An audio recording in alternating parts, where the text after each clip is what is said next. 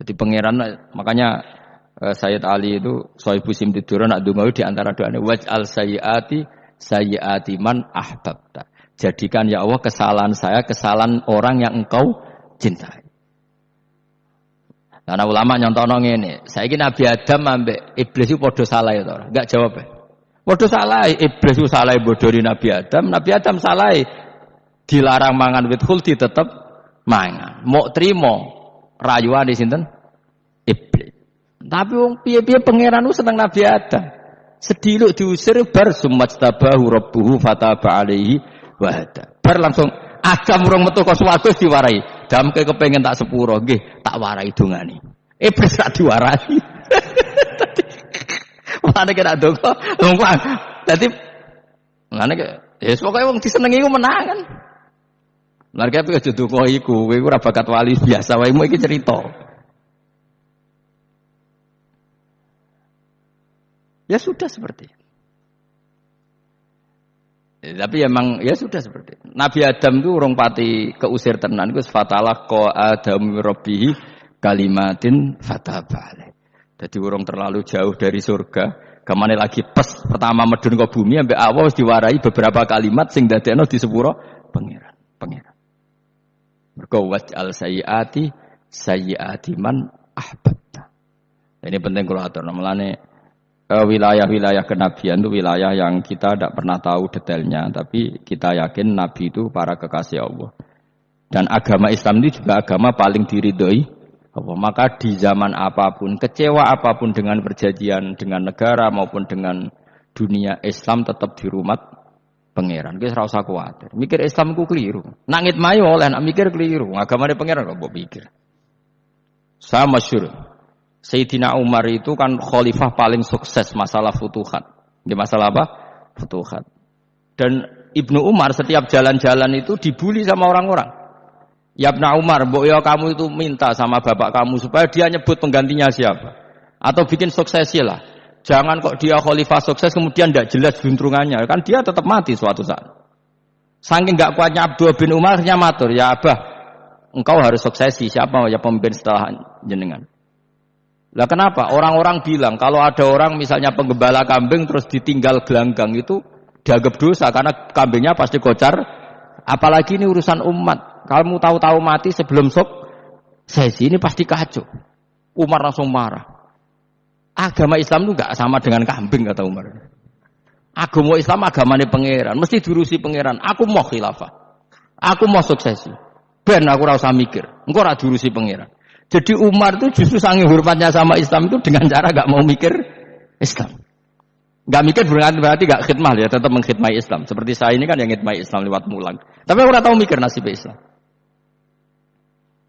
Lho Islam ora kondang piye. Ditinggal Abu Bakar mlaku, Umar mlaku. Wali songo mbek kowe rak mulya wali songo. Saiki durus mudin ya mlaku, durus KUA ya mlaku. Durus mubalek sing kadang matre ku ya mlaku. Berapa kiai sing dadi oknum perkara proposal? Ya agama ya mlaku. Wong bapak udah kanca kiai ku mudin, anake mondok. Bareng saking suwene dadi mudin, zaman iku mudin urung untuk gaji kon negara. Anake njuk dhuwit mending spontan. Cung ora ono mati kok njuk dhuwit. Mergo nek ora ono mati ra entuk rezeki. Cung ora ono mati kok njuk dhuwit. Ngono iku agama ya ra piye-piye coba. Mergo agama iki diurusi Allah. Ayo nabi palsu ping pira wae mulai Musailama sampai Musaddaq sampai Lia Eden. Kurang lagi. Mulai wali palsu koyo Rama Dosa apa Rama sapa iku. Kowe ana kabeh ora masalah. Uni Soviet kayak apa mengkooptasi ceknya Uzbek. Akhirnya ya kalah Uni Soviet. Saiki ceknya Uzbek dadi negara napa? Islam. Kayak apa? Donald Trump, Islamfobia. Tapi sekarang orang Amerika malah berbondong-bondong masuk napa? Islam kaya. Mbok pikir malah Islam mbok konsepi malah rusak. Mergo terus di metodologi. Harusnya penyebaran Islam tuh begini. Harusnya mbahmu kira pangeran kok muni harusnya. Wong Islam kadang mlaku ya lewat mudin, lewat. Saya tuh punya santri ini kisah nyata. Itu lahirnya di Bali. Itu bisa baca Fathul Mu'in. Lahirnya di Bali. Bahkan dia ketika SD ku tukang mimpin lagu Hindu. Lagu Bali apa Hindu apa Buddha? Hindu. Karena dia ketua kelas. Tapi Islam. Semua comuin. Jadi kayak gede. Gara-gara apa? Jadi babah itu bakul sate yang Bali. Ya bakul sate. Berhubung sukses, ponakane misalnya ini diajak. Orang Madura kan gitu. Aslinya orang Madura. Setelah kampung itu menjadi kampung muslim, lama-lama berkebutuhan punya masjid. Berhubung wis anake kiai ana masjid mosok ora wong alim. Akhirnya anake dipondokno di Jawa. Pondokno di Jawa iso maca muin terus ngaji sama saya. Jadi saiki ning Bali kok ana wong ora muin, ya ana santrine di Bali maca Fathul Muin. Ning Jawa kadang wong ora iso maca muin. Jadi terima bakal sate muter terus. Era putu. Kayak Islam di Indonesia, gara-gara pedagang Gujarat. Meskipun sejarah itu diperdebatkan, ya gara-gara dagang. Karena mereka Muslim ya akhirnya menyebarkan apa? Islam. Jadi semudah itu Allah. Termasuk konflik Ali bin Muawiyah. Itu barokahnya sama susahnya konflik itu masih banyak barokahnya. Sayyidina Ali sama Sayyidina Muawiyah. Karena kita ahli sunnah ya, tidak menyalahkan salah satu madzhab ahli sunnah ini. Itu barokahnya beliau konflik itu banyak sahabat yang migrasi. Ada yang ke Cina, ada yang kemana-mana. Termasuk yang diyakini para sejarawan, ada yang ke Selat Malaka. Termasuk akhirnya sampai ke Baros ini. Barokahnya orang nggak nyaman di Yaman itu di Syria sama di Irak. Akhirnya Islam menyebar. Oh sudah. Andai kan nggak ada konflik itu, mungkin penyebarannya juga lambat. Makanya saya bolak-balik bilang, setan itu ya ono goblok. Gomkor melok ngaji saiki. Lah setan ora goblok piye? Kalau ada anaknya kiai 5 lanang kabeh sih, alim kabeh iku didu. Mergo rebutan pondokin induk. Aslinya pondok satu titik di desa itu. Misalnya ning Beduan ya di meja. Gara-gara tuh konflik itu terus sing sitok minggat ning Kalimantan. Gara-gara anak kiai yo gawe pondok ning Kalimantan. Sitok minggat ning Sumatera, anak kiai yo gawe pondok ning Sumatera. Cara setane uga ngedu, malah pondok tetap satu titik. Tapi setan itu goblok, ora roh, akibat ngene iku ora roh. Akhirnya dulur didu menyebar. Lah wong saleh menyebar ning ndi menyebarkan sujud, menyebarkan ilmu. Jadi setan yo ono goblok, muga-muga ora ngaji, kok nak ngaji dene roh, ana ngono ora usah ngono.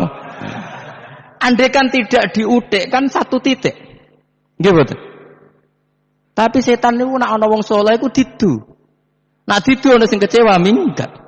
Lah mingate wong saleh ndak ape gawe apa? Mosok ape gawe dugem. Mulane kula anggere ana wong saleh tukaran Gus iku tukaran gara-gara tukar saiki minggat ning Papua ya alhamdulillah kowe meneh. Apik. Kula niku ra Gus kancaku ya Gus-gus sing minggat ge kuwatah. Angger pamit kula ora tau tak tangisi. Santur nuwun kok minggat ta meneh. Mingate Gus ndak ganti piye. Paling yo gawe podok apa gawe apa. Lah setan nganti saiki belum tahu gitu. Mulane muga-muga ora roh. Jadi artinya nak pangeran ngersakno iku segampang iku. Lah coba di Ponegoro kan konflik sama keluarganya yang dulu ada yang mungkin sebagian pro Belanda. Ning Sulawesi ya tetep gawe napa? Pondok. Engko ning gone wis pokoke angger ning tinti. Wali Songo ya. Sunan Kalijaga agak pati cocok mbek buyutku, Sunan Kudus. Rapati cocok akhire dakwah ning kidul daerah kene. So akhire ono ya mono dakwah rong katam terus dadi Islam macam-macam. Serasa diterusno. Tapi ya barokah iku ana Islam tok Tingkir, tok Solo, tok Jogja. Cara rapati tukaran ya Sunan Kalijaga men ngewangi Sunan Kudus, Sunan Bonang ning gone kon. Berhubung barokah tukaran sithik-sithik ya. Jadi bahasa saya itu buyut-buyut itu Sunan Kudus itu luwih dukung Arya napa? Penangsang. Sing Kalijaga dukung wong kene so. Sutawijaya. Wis mbok wis pokoke ora usah diterus-terusno. Wong saiki wong Jogja diulang Kudus, buyut-buyut kula niku tiyang Kudus. Wis ora usah dijero-jerono. Nek jelas barokah. Mau ora tukaran ya utak-utak ning Pantura. Barokah tukaran ya, Dok. Ya itu. Tapi ora usah terus nak ngono tukaran barokah ora usah muni ngono. Pokoke nek pengen sing ngersakno kabeh barokah. Tapi ora usah diciptakan. Ana suami istri pegatan terus. Ya kadang ya barokah sing wedok untuk bojo luwih bener. Akhirnya alhamdulillah saiki bojoku apik. Padahal sing lanang tau GR, nak pegat iso apa? Ya piye malah apik. Iku pengiran. Makanya mikir Islam yo mikir. Sekarang kan ndak orang terlalu semangat Islam terus dia konsep Islam harus menguasai negara, akhirnya memaksakan jadi pemimpin. Sing Islam harus kultural. Akhirnya kejawen Islami. Muat Islam kudu kaya, jebule kedonyan ndeknane ora. Islam kudu fakir, bebas hisab, kefikiran akhirnya buruh Cina. Justru kakean konsep wis mari kewajo.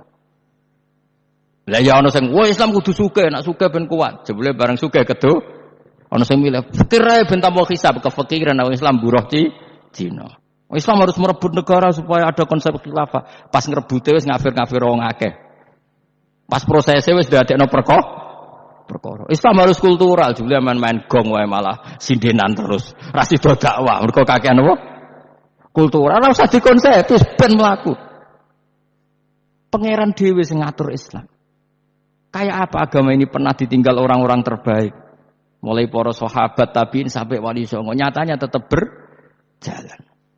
Iku nunjukno agama ini diurusi Allah Subhanahu wa taala. Napa khidmah wae. Kayak saya yang mengkhidmati Islam. Khidmah itu berbakti memberi pelayanan pada Islam. Tapi ra usah ngrasa mimpin apa Islam, apalagi membuat konsep untuk Islam. Justru konsep kita ini nanti yang merusak.